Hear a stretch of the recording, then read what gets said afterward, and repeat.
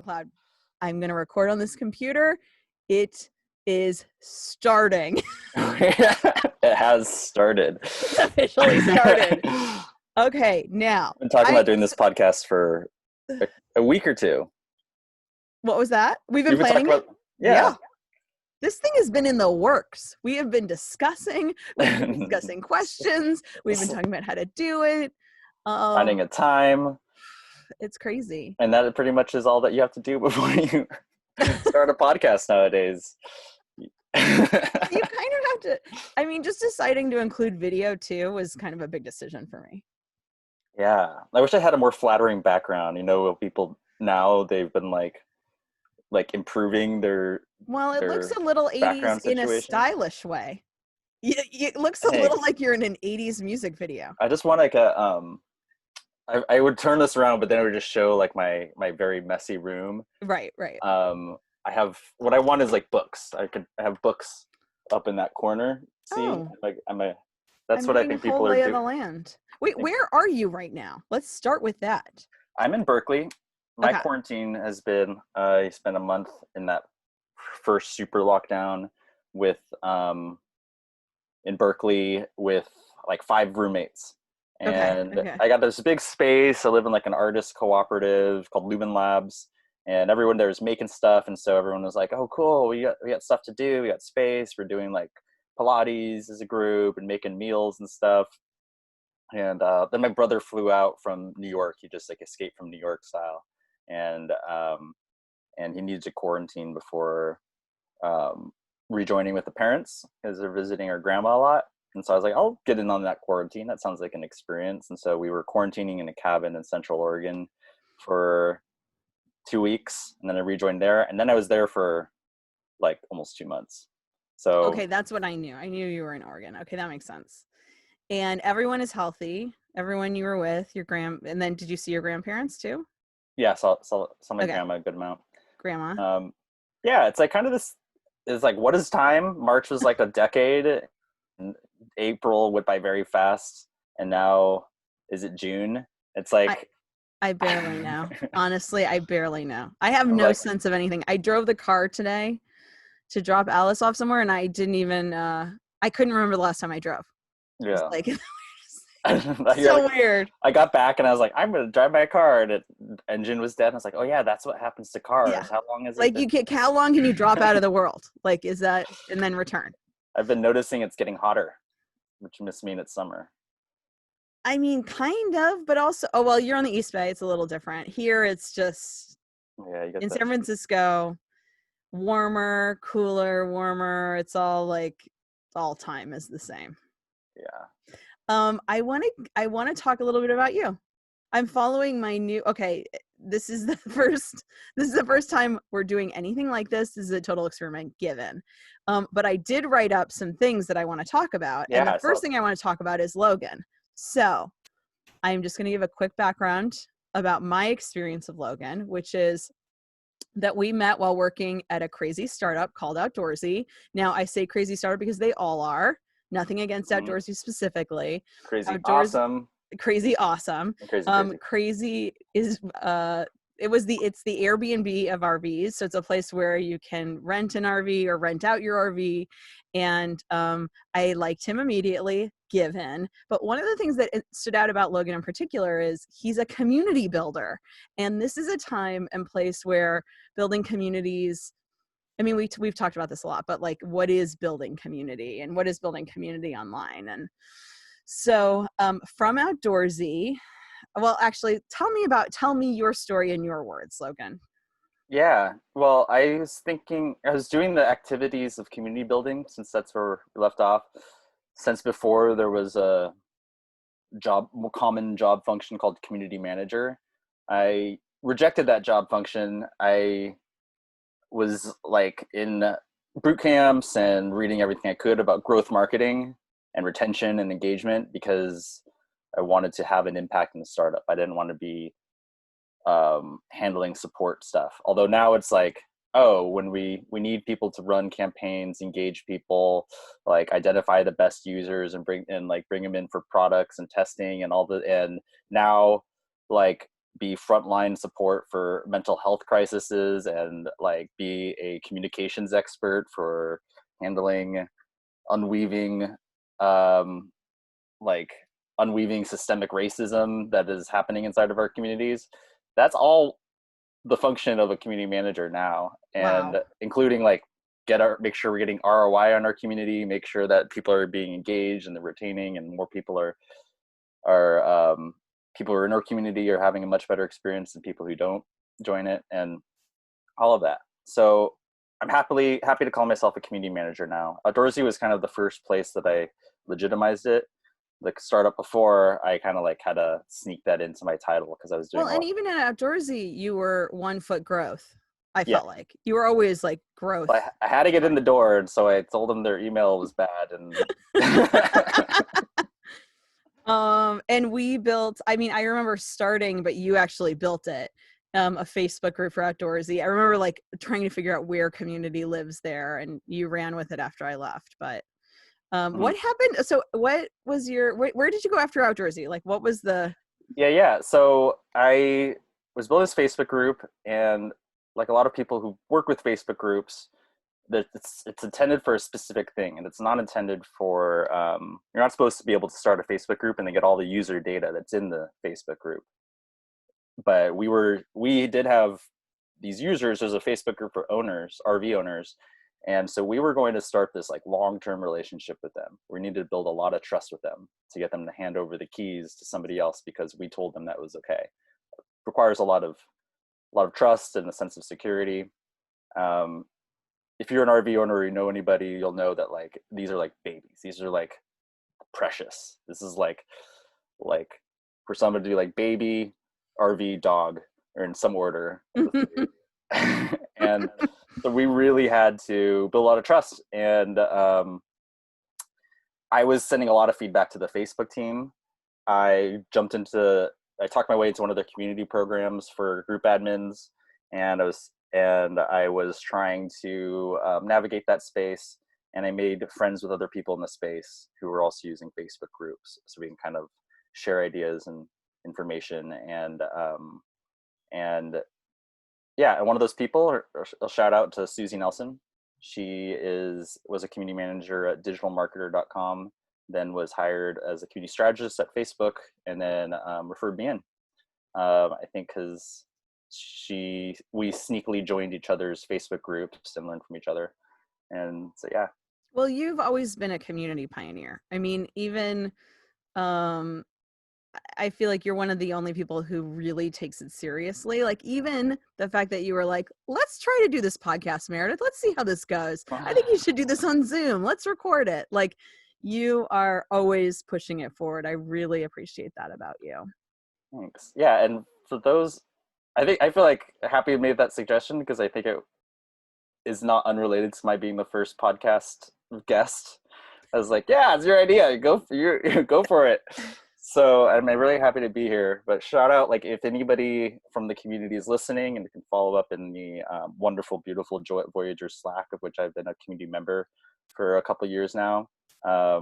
We can do some questions, follow up with a Q&A, and maybe have like some peer-to-peer conversation with the other wonderful lighthouses in the beautiful Voyager Slack. Oh my goodness, look at you naturally transitioning into question 2. You are such a master. Okay, so when did you first find beautiful Voyager, and did you think of yourself as a lighthouse for others at that point? I didn't. I first found beautiful Voyager because I was very interested in what Meredith was doing post Outdoorsy, and you were already building beautiful Voyager while you're there. But I remember being like, Meredith, you're just like such a unicorn, and you got to find the perfect spot. And so I was thinking of spots for you. I joined your community, and so when I was like introducing you to people and programs and opportunities, I was like, oh, she's got an interesting thing. You have to take your time because here, look, she has a community for overthinkers, and I would introduce you to people, and they'd be like, "Whoa!" It's a lot to understand. It's not an easy grok. Yeah, it is. And you know how I understood it? As I joined it. and I got a lot of value out of it. Even though I'm in terms of my habits, I'm maybe more lurker. I love it though. I mean, I love read. that you get something out of it just from lurking. Yeah, it's helpful to know that there's something out there that's helpful. It's always there. I think one of the biggest strengths of the community is it's always there. Like if something's going, I find some people are quiet for years and then all of a sudden they'll have a question and I'm like, well, we're always here. So thank you for showing up. It's great. One of the things about this podcast that I was thinking is that you might have something you want to share. Do you? Like, I was thinking that this podcast may be a place where when someone comes on, they have something they really wanted to talk about that they haven't been able to figure out where to talk about it otherwise. Do you have anything like that?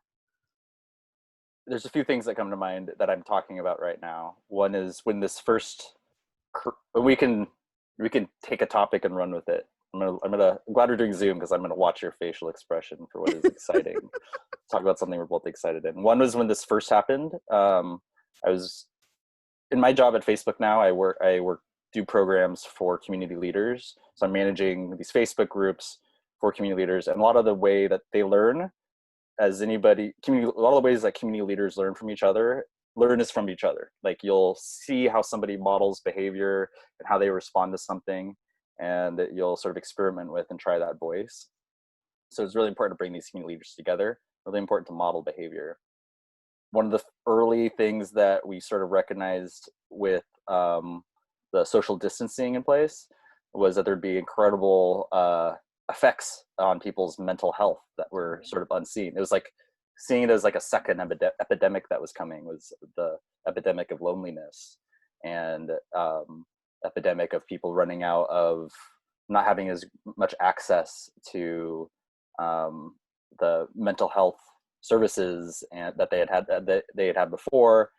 And I know I work at Facebook. I'm also one of the first ones to say that there are negative effects of just scrolling and reading Facebook or any kind of media, any kind of news feed scroll for like more than 30 minutes is going to affect you. And I'm also very tired at the end of a day of Zoom meetings. This is all gonna like stack up. So one thing I was thinking about is like, how do we manage that in this time? And so thinking of mindfulness, thinking of how to wellness around like emotional energy or energy around purpose, and our energy around like our physical health and what that looks like now. And I'm also very interested in like how we can have conversations now. That's my, because we're like a double social upheaval of our norms. The second one being this social unrest that came about of the murders of members of the Black community. And right now I'm looking into a lot of communities, and I'm just seeing that a lot of people are feeling unsafe on both ends. And how do we have conversations without safety? How do we get more comfortable being uncomfortable so we can start to have these conversations? Yeah. Those are all so good. I mean, those are all each area is so meaty. Do you at Facebook are you connected to other people talking about mental health on the inside? Like, I know you're a voice of that, but is it very grassroots how people like find each other? I say this working at a tech company myself, Pinterest, and it's grassroots there. Like those of us we're building community internally, but I'm just curious if that's similar. It is it's not that revolutionary to talk about mental health inside of Facebook. People are pretty aware.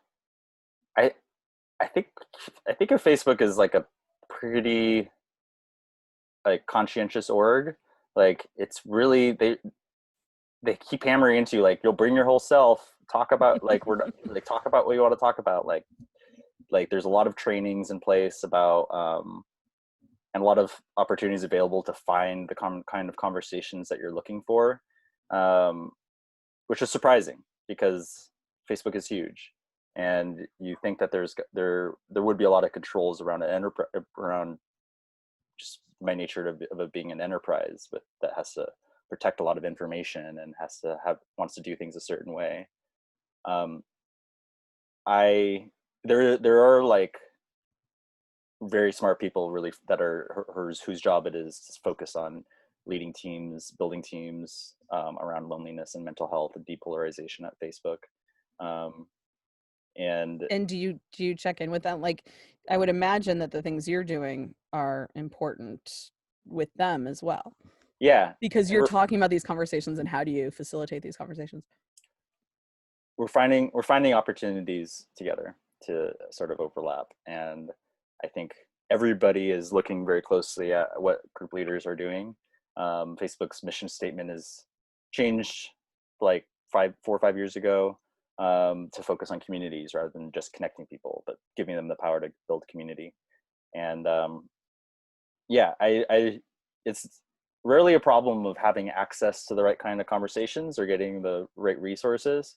I think that the interesting thing about being at Facebook or Pinterest is that when you're working with this many users, you're sort of solving problems as if you were like as if you were like a civic servant or something. I know. That's so well put. That is so well put. That's so true. Yeah, people are like, can you just change this on the platform? It's like, my gosh, like there's policy teams, there's content teams, there's like integrity. Who does this? When you roll something out, you're rolling it out to a lot of different types of people. Even in talking about, content, we're always having to think of how language works in different places around the world, and it's a very scaled operation. Yeah, I think there is a real opportunity right now with what's happening. With each time there was first the COVID crisis, and now this crisis of humanity and doing the right thing for humanity. There's a real opportunity right now to present ideas, build teams, get them prioritized, and get things done. And also everyone with, as I'm sure you've heard around the news with Facebook, everyone has realized that they're not only just part of a company that builds product, but also a company that enforces policies. And we have to be aware of how those policies affect people, and how and bring also, and like that act of being aware of how policies affect people, it's like there's a long road to being truly aware of all the different voices that are being represented on the platform, the different experiences. It must be so hard, Logan, to speak on Facebook's behalf. It is. I'm doing some like. I feel you. I mean, I feel you in the most empathetic way. Like I know that you're working for good, and I know that you mean everything that you say about building community and getting people to connect with each other and communicate. And you're in such a polarized environment around even the topic of your workplace. I mean, that's hard.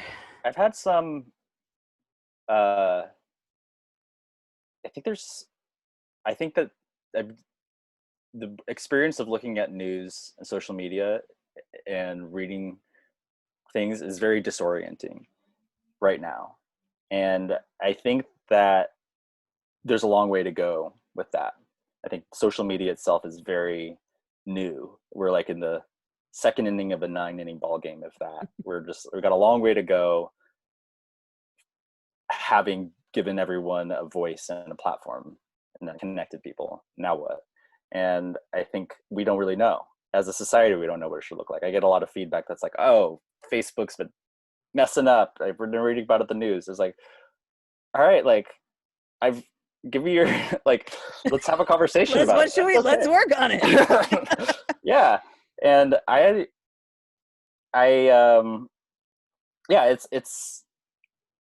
it's hard because I think that like the way that like information and is like hitting our brains right now, it's like everyone kind of assumes that everyone already knows everything. And I see that also like when there's these debates being had about what is the truth about police brutality and systemic racism. It's like everyone has information, as seemingly has access to all of the facts, and all of the literature. And so there's like, it makes dialogue hard because it's like everyone assumes that everyone should know everything. People come into conversations with me and be like, oh, now that we both have established that like Facebook is a rotten company and everyone should delete their accounts or something.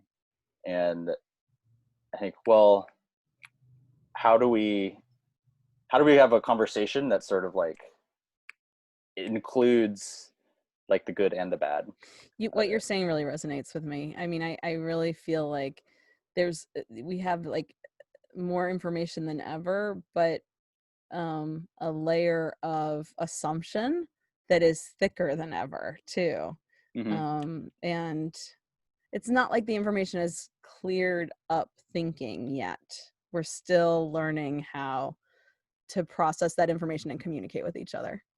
If you could wave a magic wand and have something change, I don't even know if this is possible, around community building or communication at Facebook or outside of Facebook, what would it be? Yeah, I'll talk in general. I think that the power of a good community builder, a good community leader, is like so overwhelms any kind of like tools or policy or even like the subject matter that they're working on. It's like if you have somebody who is just like truly has that kind of spirit, has that like goal of connecting people and making them feel safe and helping encourage whatever transformations that come from individuals when they're in that kind of space.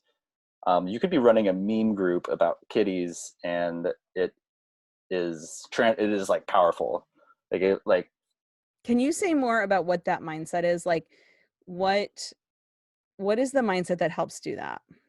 Yeah, it's just like I think it starts with values where somebody is like, this is especially the values around like, I am here as like a servant leader. I'm connecting people. My work is to connect people and to keep things safe, to have these guidelines and to take feedback and to evolve them. You are talking my language, by the way. I mean, that is exactly how I think of like what my role is. Oh, beautiful. And beautiful Voyager. In beautiful Voyager, but also, you know, I established the first mental health ERG at Pinterest. And I've really, it's brought me a lot of joy to, as things are getting so difficult, especially through the protests, to feel like I understand my role, and it's exactly as you just described. So we just did like a mental health meeting along with the Blackboard group at Pinterest, and I just felt a lot of clarity around my role. Yeah, and that's key. Sometimes I'm like, within the last couple of weeks, I'm like, oh man, do I speak up? Am I getting a little paralyzed? Like, what if I say the wrong thing? What You're if not alone in that. Everyone feels that way. Yeah, and like, if I say too much, if I'm too forthright, am I trying to absolve the guilt and shame that I feel? I know. Am I like, should I check in with POCs, but I don't want to put emotional labor on them? Should I know. Should I look through my Rolodex for the most woke person I know? I have been a little paralyzed, but then like when something happens in one of my communities, I have these principles. I have the value of what is I look through the incident record of incidents and the dialogue, and I was like, what is taxing to safety? What is and what do we need to have in order to not just do conflict resolution, not just solve the problem, but get back to like friendly relations, get to like reconciliation. And so I feel like I have, as a community leader, like relating to you, what you said, it's like you have a role. And taking action helps me so much, and feeling like I can have a positive impact based on my role. So I totally feel you. This is a hard question because I feel like the answer might be no. Do you think of yourself as an overthinker? Yes. Oh, okay. Surprise. Yes, absolutely. Oh, yeah. What are I am I've been told I'm calm, and I'm like, it's always like, oh really? Like, do you know what's happening thanks. inside of me right now? It's like, Do you know how much gotcha. work it takes to like have this go on? Yeah. Okay. Um, It no, doesn't surprise me because all the people that I'm drawn to tend to be overthinkers. So that makes sense. the Enneagram is helpful for me. I've been working with a coach that refers to the Enneagram. We established where I was on the Enneagram really fast. Which one is it? Which one are you? I'm a 7. Okay. I am one who is, I can associate new ideas very easily. I'm going in different directions I get like, once I stop having fun with stuff, then I start to get antsy and I want to like drop it. And that was useful because it's like the work there is like grounding into principles, like not getting super flighty because it's exhausting. And it exhausts me too when I'm like, I started like not even listening to myself when someone's like, what's your opinion on this? It's like, man, I don't want to like start in a new direction, or I don't want to just come up with a new idea because it doesn't mean we're going to execute on it. And a lot of thoughts are like that too. It's like, I realize I could always have like a creative solution to something, or you ask a question, you get down to a question, you start getting answers in it in your own, like when practicing mindfulness, if you bring in attention, I can start getting like a lot of ideas. Information. It's like all starts coming. Yeah. But it gets exhausting because it's like nothing can be grounding. So yeah, journaling. So you touched on this. So journal. I said, what are some of your tips for your own managing your own overthinking? It sounds like meditation, journaling. What kind of meditation? I've really enjoyed guided meditation. I bounce between the Headspace app and the Waking Up app from Sam Harris. Yeah, it's great. They're both great. Yeah, I like it. I really learn a lot from both of them because one is the Headspace app is kind of like a mix of like body scan and Vipassana, and the Headspace app kind of, I like that it's a little meta. It kind of tells you what you're doing as you're doing it, and you can kind of trust that. And also, I think that I've learned that like guided meditation is probably good for my undiagnosed ADHD. So I'm sticking with that for now. And then the next thing I think is just bringing sort of like like giving myself opportunities to slow down, and doing that as a practice. Like before I enter like my wake up, what's going on, checking on my stuff, I like observe how I'm feeling right before I do that, and observe like, oh, am I feeling anxious? Am I feeling like shame? I notice that a lot of times I'm looking at news and stuff, I'm trying to find the news that is going to make me feel the most shame, so I can remind myself that I'm a good person, that I can feel so horrible about the news and stuff. And not that I'm ready to change that right away or just having that observation, but just knowing that that's what I'm doing, and that's something to be aware of. Yeah, I was going to ask if the awareness of that state changes the behavior, and it sounds like not yet, but it might. I mean, I like to think it does. I think that like deciding that you're going to, I'm playing with this idea that deciding that you're just going to change a behavior because you want to is not even as effective as being aware of your willingness to change the behavior. Like, totally. Yeah. Like if you're aware, they're like, man, I have a value that wants to be better. And then above that, I have this tendency, this pattern that is still doing the thing. And you sort of like bring in compassion for yourself in that way. Because it's easy to feel bad about like that you want to change, but it's not able to change right away, to like do a habit for a few days, but you're not like, you kind of lose the thread, and then you lose it, and then you think that you don't have integrity or something. That was happening to me a lot. And who are some of your favorite sort of like, I don't want to say philosophers, but your in the habit world, are you like a habit builder person, and who do you read and follow in that? Yeah, I like James Clear. He's amazing, by the way. Yeah, I he's mean, good. that weekly email, the 3 things, every time I'm like, yeah. Have we not talked about this? it's amazing. It's I good. don't think we've talked about it. Yeah. He's in Columbus, Ohio, I think. Well, you know a lot about James Clear. I didn't. Well, I wrote him once. When I first got his email, I was like, this is incredible. I need to meet this guy. He's in Columbus, Ohio. My brother lives there. I wrote him and he's like, I'm a little busy. I didn't realize he's super famous. He was so nice to write me back. He's like, I'm a little busy. And then I realized he's like a huge best-selling author. That's good. Really, Good to call you back. it was sweet, actually. I like that. I like I got to shout out this class I'm in right now from Carolyn Elliott. She is the author of Existential Kink. And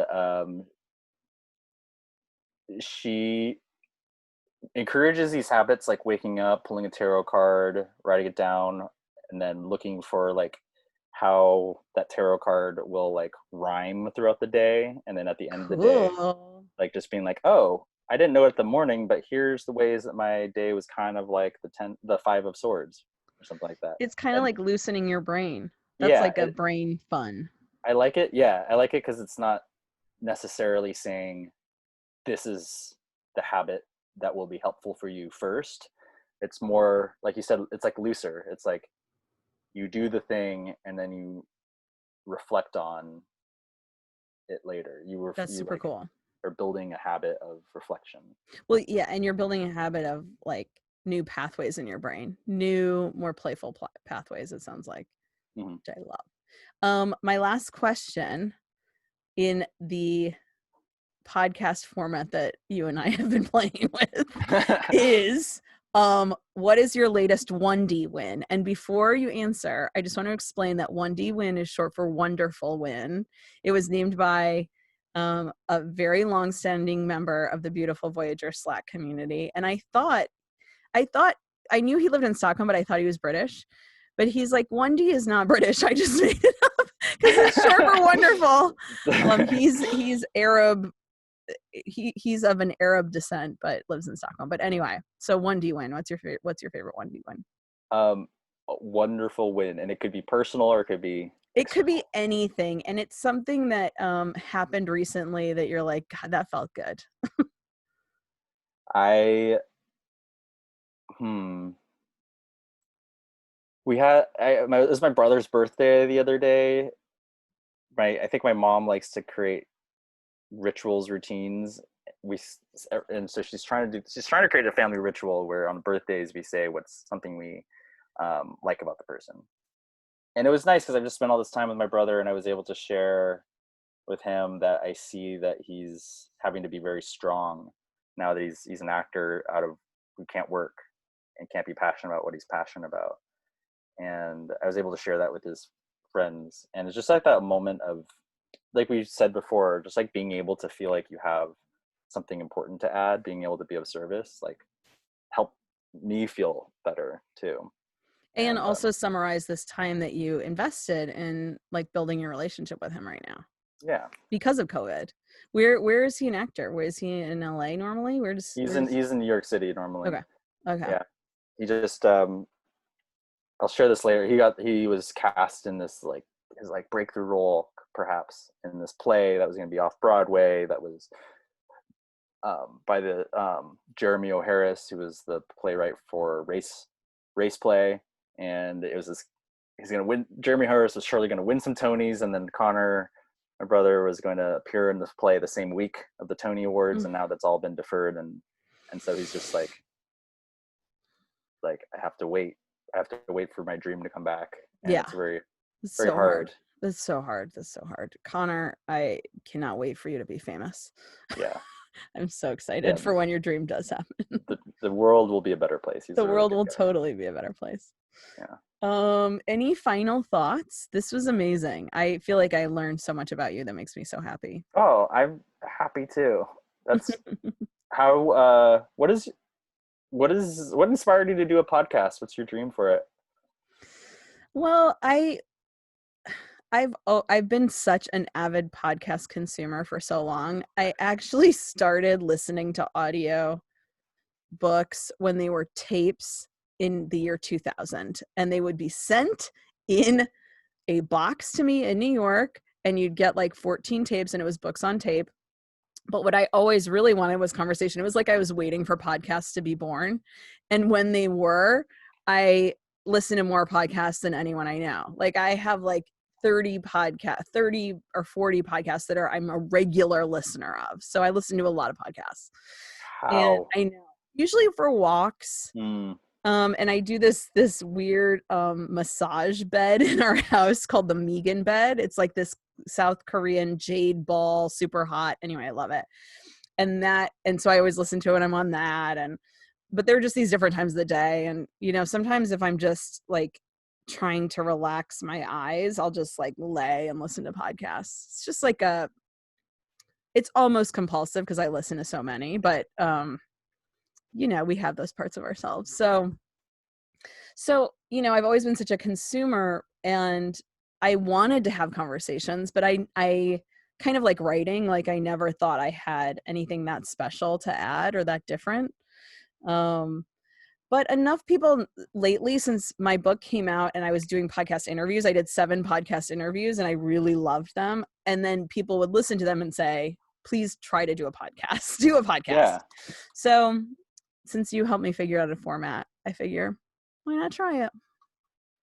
This is wonderful. I'd love to. You're inspiring more podcasters out there, I'm sure. I hope so. You're inspired. And you have a great voice for podcasting. Yes, I thank you. I have been told that before. I have an actor friend who always says, you need to be doing voice work, Meredith. Which I see as a major compliment. So yeah, I feel like compliments about voice is like something hits deep about them. Like if you're complimenting, like, oh, you have like such beautiful like eyes, we're like, I'm suspicious. Like, what do you mean? Superficial. That's superficial. But if you're like, I really feel like you have a calming and soothing, pearlescent voice of like, pearlescent. Like, yes. I think somebody once said, I forget where this quote came from, but it was something like, people don't remember the things you said in a conversation, but they remember how you made them feel. And it goes to Maya Angelou. Thank you. And that is something I think about a lot, is that, you know, I used to be really stuck on like did I say the exact right thing? Did I say it the right way? And now I'm like, you know, what people remember is how you made them feel. Yeah, so. I don't remember what we were talking about just now, but I think we were talking about podcasts, and then we were talking about like good compliments. And yeah. Thank you so much, Logan. I loved having you as my first guest. Oh, I'm glad to be here at the beginning. It'll be fun looking back on this later and seeing how far we've come. I know, me too. Yeah. Bye, dear. Bye. Thank you. Thank you.